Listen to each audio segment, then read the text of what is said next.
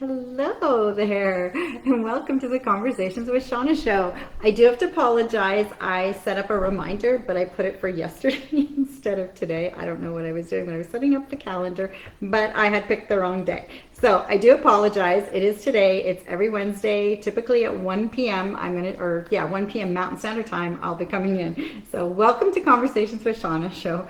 And today we want to talk about value added. Do you know that you are the value added? You are the reason people buy from you.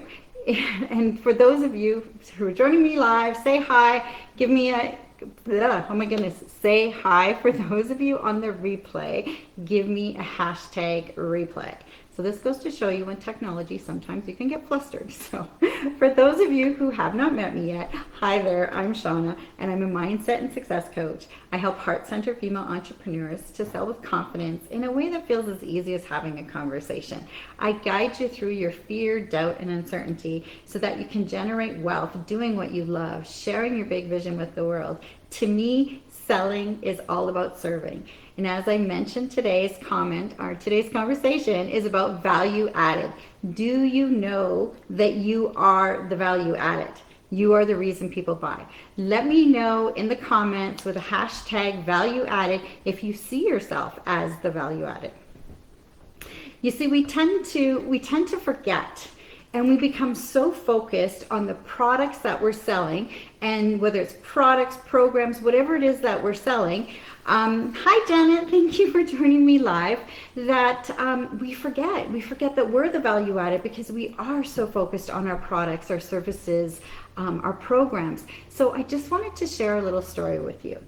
It was at the beginning of my professional sales career, and I remember going over my sales presentation. I had this big presentation I had to do, and I was going over and over and over it in my head as I was getting ready to leave the house.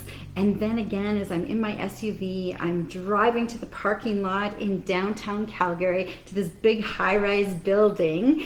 And I kept going over this presentation. I was like, I got it. Oh, Janet, I am the value added. Yes, girlfriend, you are. I love it. Yes, we all are.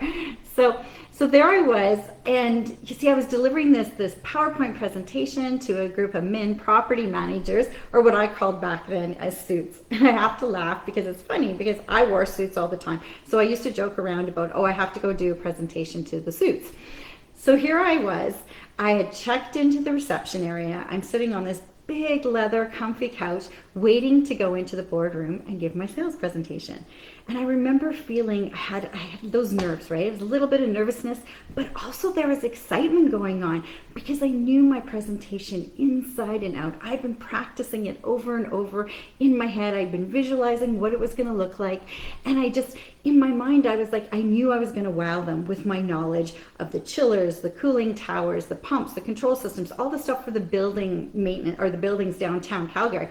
And I knew the whole package that I put together, my company was offering.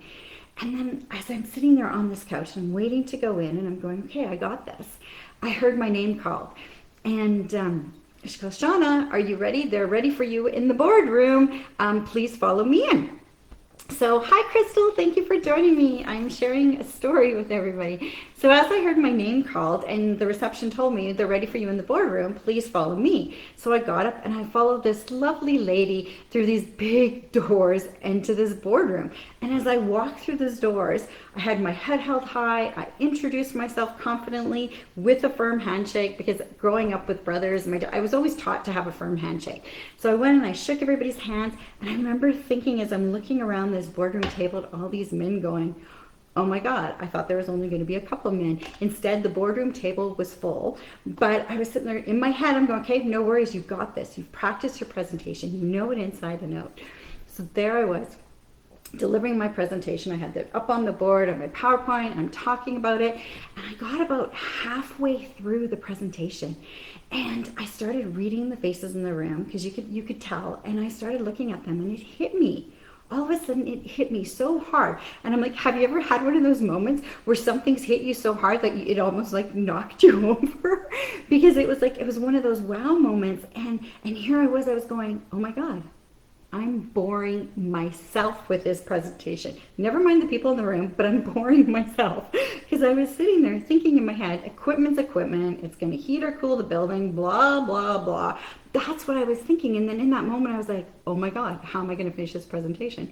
So as I looked around at each of the men and gave like eye contact with each of them, I slowly reached over and intuitively I just shut my laptop and I just sat there for a split second and I looked all around them and I thought, wow, I decided in that split second, in that moment, that instead of me selling them on the equipment, I chose to sit down and have a conversation with them and to have a conversation about the service. And so, and then I'm sitting there, so I sat down and I said, let's have a conversation, guys. Let's talk about what happens after the equipment's purchased, after the equipment's installed. Then what do? Who does the maintenance? Who does the quarterly filter changes, the spring startups, the fall shutdowns, the 5-year overhauls, and so on and so on. And we started talking about who was doing their service now, were they happy with their service? And once I started talking about the service and my mechanics and their backgrounds and so on and so forth, my face lit up with excitement. I got really excited because I was just so excited to talk about servicing the equipment. And I told them how I had firsthand experience with the service work myself because I'd spent several days in jeans hanging out with the mechanics in mechanical rooms of downtown buildings in Calgary, and I was on this huge quest to learn. And I asked a million questions from my mechanics about the service work they did, why they did it, why it was so important to the building owners, the property managers, the building maintenance operators. And as I'm explaining this to the men in the boardroom, they were so surprised by this conversation. Oh, Crystal, stepping into your power. Yeah, totally. It was like, yes, very much stepping into my power. Yeah, and so I'm sitting there and I'm looking at these men and they were so surprised by this conversation. And one of them actually said, you know what, Shawna? You are a breath of fresh air. We absolutely love that you've sat down and you're not selling the equipment, and we're talking about how important it is to service the equipment, the budget they have, and so on and so forth. And they said to me, they said, you are the first sales rep that has ever sat down with us like this and had this conversation. All the other sales reps, which were men, were in here. They come in this boardroom, they pitch their equipment, they tell us about all the bells and whistles about the equipment, but they've never had a conversation about service. They're like, wow, this is so amazing. And I was sitting there and all of a sudden it was right then and there that I had the biggest aha moment that was a game changer in my career. It was then that I realized that people don't want to be sold to. People don't want to. And back then, I went through sales training. That was the hardcore sales training. It was all about sell, get the PO, ask for the sale. Like, it was hardcore sales training. And that's the way we were taught back then, that you were to sell to them.